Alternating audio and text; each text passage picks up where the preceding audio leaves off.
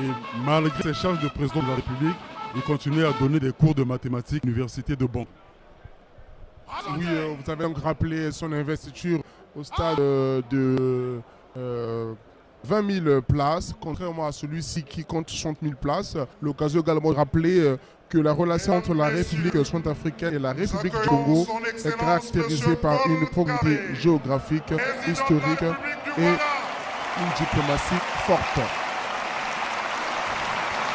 Voilà donc le président Paul Kagame du Rwanda, qui est d'ailleurs le premier à atterrir à Brazzaville par l'aéroport international Maya Maya.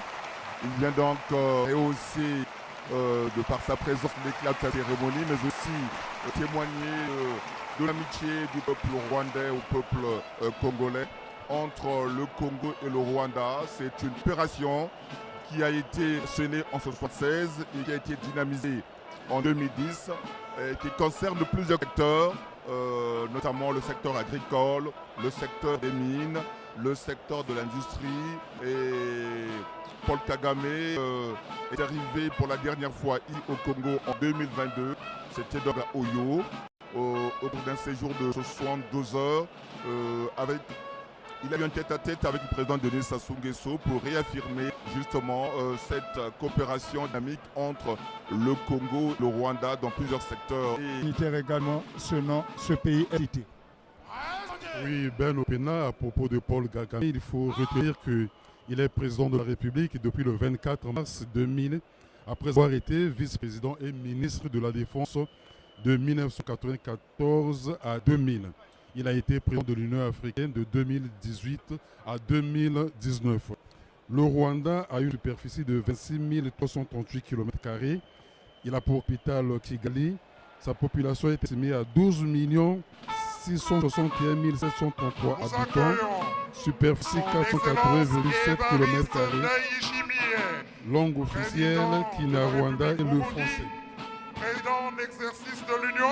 Le lieu du président Évariste Ndayishimiye, président en exercice de l'Union africaine.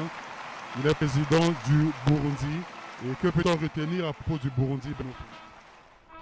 Oui, Burundi, c'est 27 834 km² de superficie. La capitale est Bujumbura et ce pays est peuplé de 10 742 276 âmes pour une densité de 385,9 habitants au kilomètre carré. Langue officielle, le Kirundi, le français. Et ce pays célèbre sa fête nationale le 1er juillet. Et la monnaie utilisée de ce pays est le franc burundais. Alors, à propos de ce pays, il faut dire que ce pays fait des exploits au niveau de l'agriculture, de l'élevage et comme un peu le Congo. Cela permettra justement en réalité récolter encore plus d'argent, plus de fiscalité et financer des projets d'envergure, des projets d'infrastructure. Et sous les yeux, vous avez encore une autre arrivée, et les arrivées des chefs d'État se succèdent. Et donc on va découvrir quel est le chef d'État qui est présent. Monsieur Félix Antoine Tshisekedi Tshilombo, président de la République démocratique du Congo, et madame. Alors, comme vous le constatez, le président Félix Tshisekedi Tshilombo, Fatou Béton, est reçu ici en star. Et Dadi aussi là, ça ce sont les effets de la proximité. Brazzaville et Kinshasa sont les capitales les plus rapprochées au monde.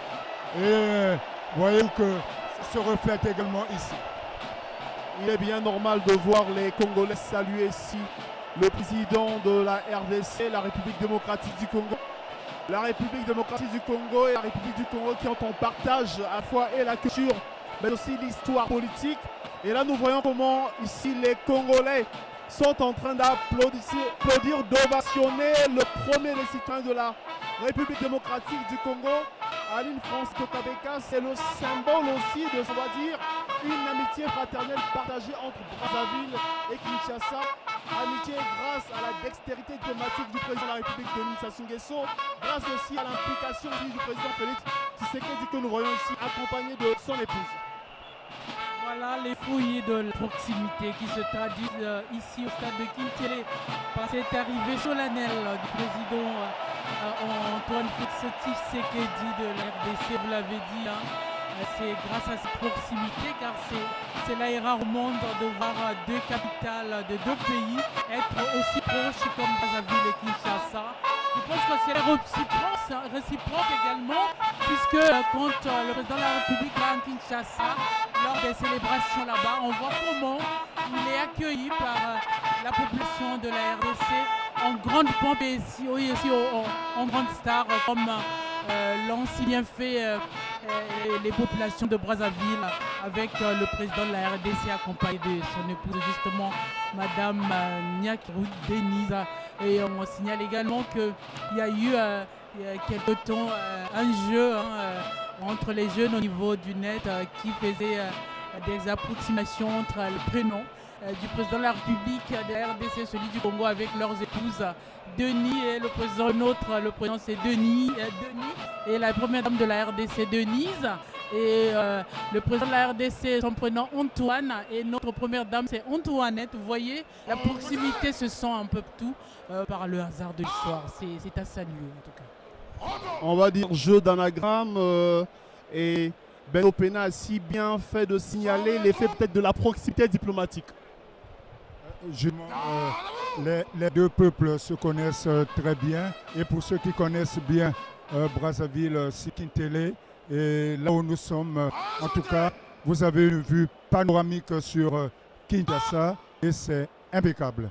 Voilà pourquoi vous avez vu ces peuples, ces Congolais se lever, parce que effectivement nous sommes séparés juste par un fleuve. Sinon, d'ici là, du côté de Maluku, va être construit un pont qui va relier les deux populations. Sur le petit écran, Kinshasa.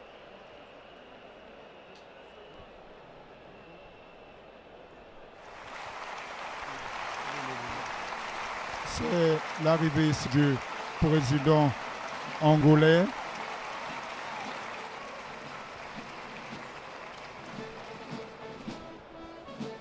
Le président Lourenço, le président angolais, et ce pays a également une histoire avec la République du Congo. Du côté de Pointe-Noire, en passant par le Cabinda, vous arrivez en Angola, et le Congo a fortement contribué à l'indépendance de ce pays, on se souviendra. Et aujourd'hui, nous avons de très bons rapports avec ce peuple angolais.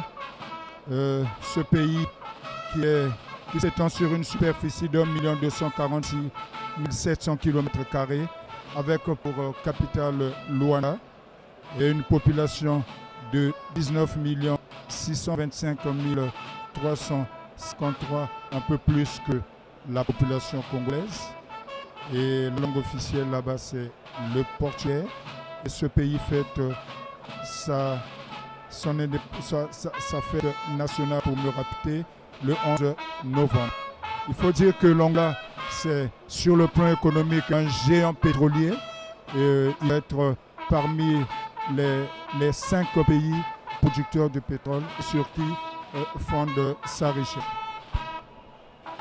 Ben Opena, il faut également le souligner que les relations entre le Congo et l'Angola sont excellentes. Le Congo est frontalier à l'Angola par le département du Niari, et de même que par le département du Kwilu. Le Congo, l'Angola et la RDC sont unis à travers la boucle de l'amitié énergétique afin de mutualiser les unités de production d'énergie pour que l'énergie électrique produite au Congo soit consommée en Angola, de même qu'en RDC.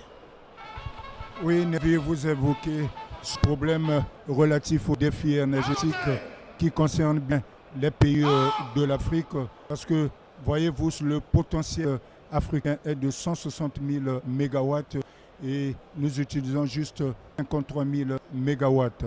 Et La RDC et l'Angola sont bien placés justement pour relever cette capacité. La RDC, surtout avec le Inga. Adama Barrow, président de la République de Gambie.